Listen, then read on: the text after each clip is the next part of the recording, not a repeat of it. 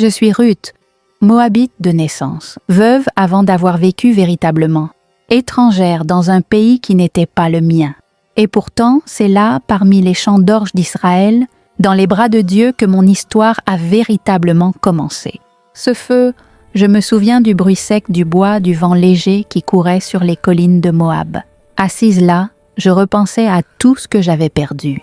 Mon mari, Elimelech, le père de mon époux, même mon beau-frère, tous emportés par la mort. Avant de continuer, je t'invite à t'abonner à notre chaîne, Les Héros de la Bible. Aime cette vidéo et active la cloche de notification. Écris dans les commentaires l'histoire que tu souhaites que je raconte dans les jours à venir. Je me souviens du silence après la mort. Ce n'était pas un silence paisible, non. Et c'était le genre de vide qui griffe l'âme.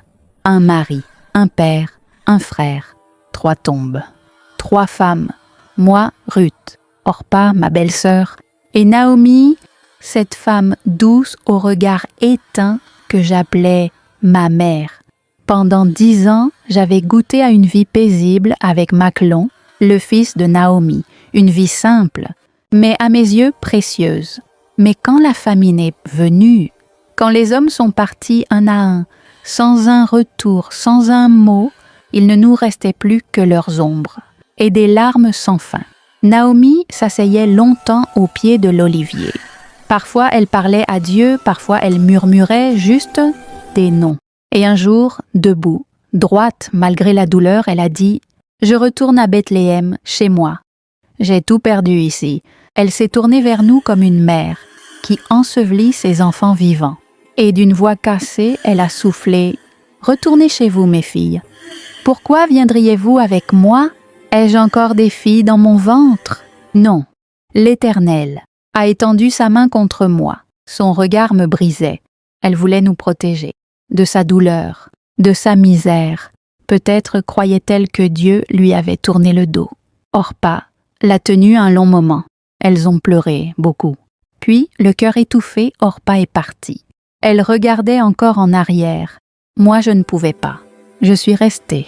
Parce que malgré mes larmes, malgré le vide dans mes bras, il y avait quelque chose en moi qui disait « Ce n'est pas la fin, ce n'est que le commencement. » Alors j'ai parlé d'une voix qui me semblait venir d'un endroit plus profond que moi-même. « Ne me presse pas de te laisser, de retourner loin de toi, car où tu iras, j'irai, et où tu demeureras, je demeurerai.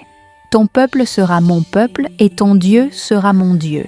Où tu mourras, je mourrai, et j'y serai enterré. » Ruth 1, 16, 17. J'ai dit ces mots avec tout ce que j'étais. Je ne savais pas alors que j'écrivais ma destinée. Je ne pensais qu'à elle, à cette femme brisée qui, sans le savoir, portait encore un espoir, un reste de foi. Ce jour-là, je n'ai vu ni promesse ni avenir.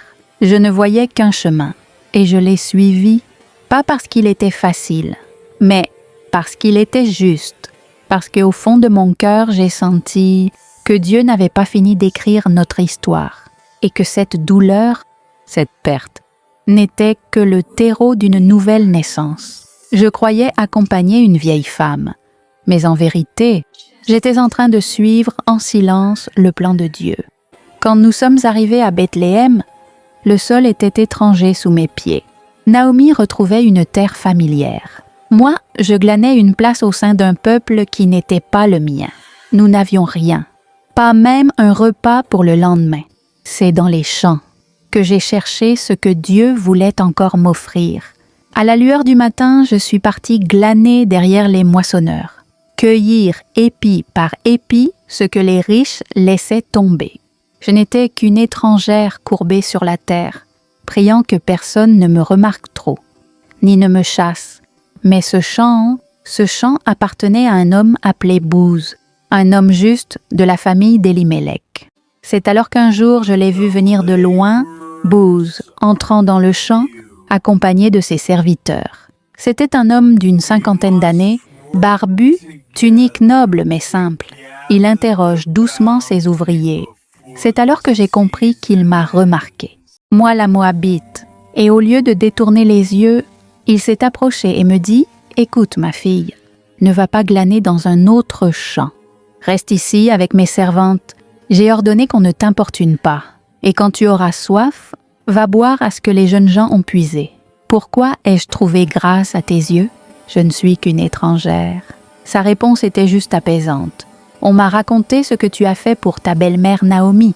Comment tu as quitté ton peuple pour venir auprès d'un peuple que tu ne connaissais pas. Que l'Éternel te récompense pour ce que tu as fait. Ce jour-là, il ne m'a pas seulement donné du grain, il m'a donné une table, une dignité. Il m'a appelée fille, comme s'il voyait en moi quelqu'un qui appartient. Je suis arrivée affamée et j'ai été nourrie, étrangère, et j'ai été accueillie. À travers Bouz, Dieu me montrait que je n'étais pas oubliée. Ni moi, ni Naomi. Ce champ n'était pas qu'un lieu de travail. C'était le début d'un chemin.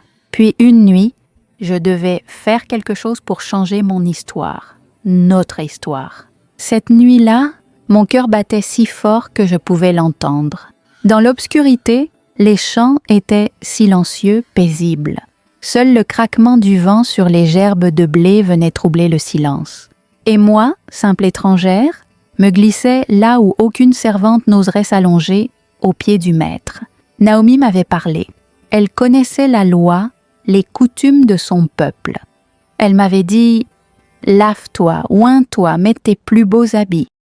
Descends à l'air. Quand il se couchera, va. Découvre ses pieds et couche-toi. » Ruth 3:4. Obéir n'était pas facile. J'étais nerveuse. Ma main tremblait en découvrant ses pieds.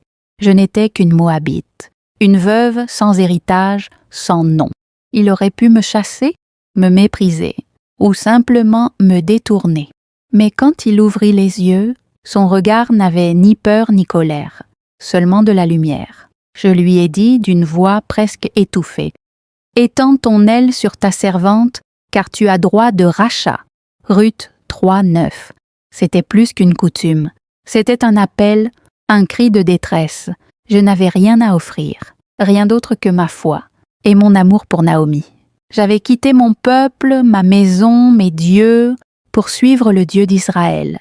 Et cette nuit, je me suis mise à nu, non pas dans le corps, mais dans l'âme. Ma fille, ne crains point. Tout ce que tu diras, je le ferai pour toi. Car toute la ville sait que tu es une femme vertueuse. M'a-t-il répondu, il m'a appelée femme vertueuse, moi, l'étrangère.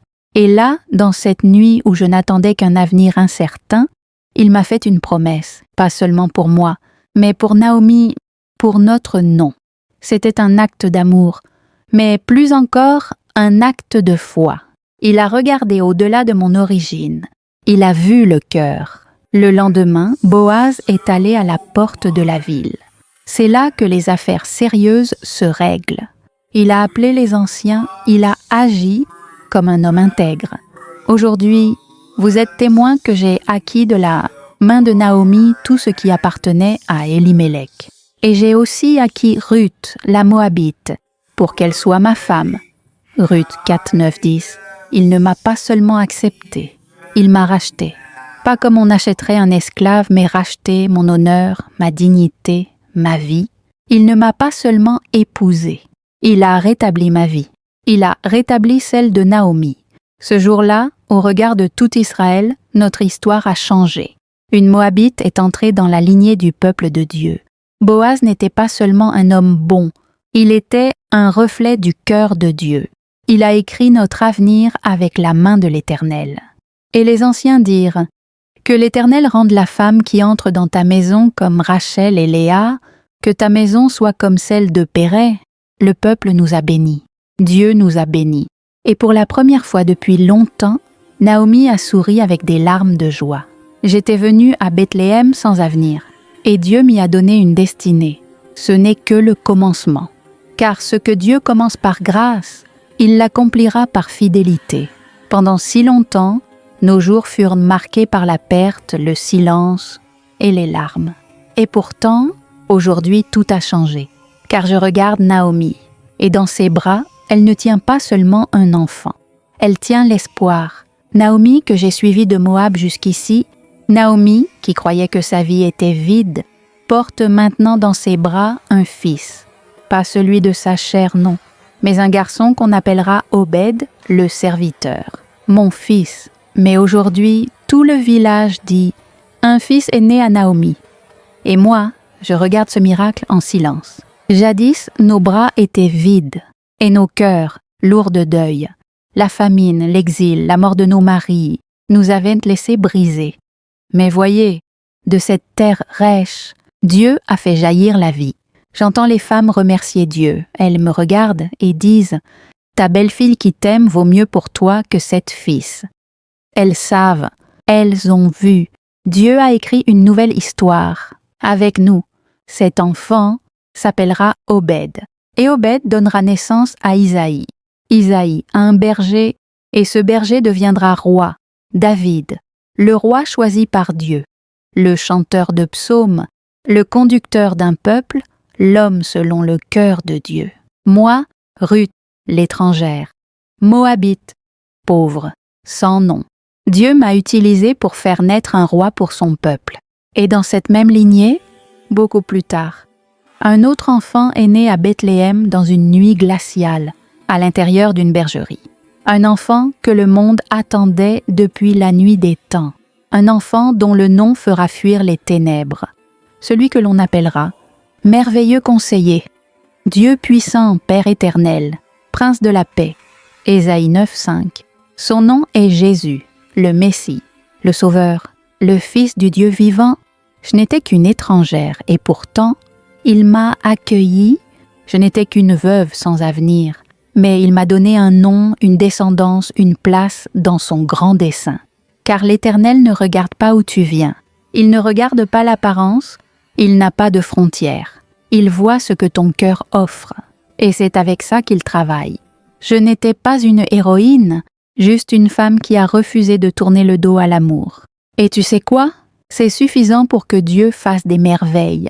Il ne cherche pas les puissants, il cherche les cœurs attachés.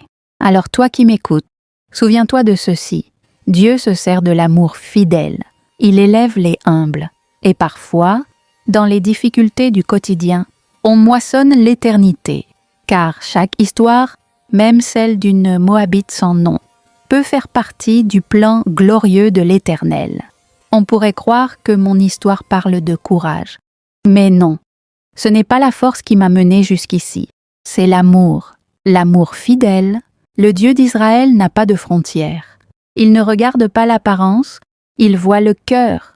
Il accueille les humbles, les fidèles, les brisés. Il transforme l'ordinaire en éternité.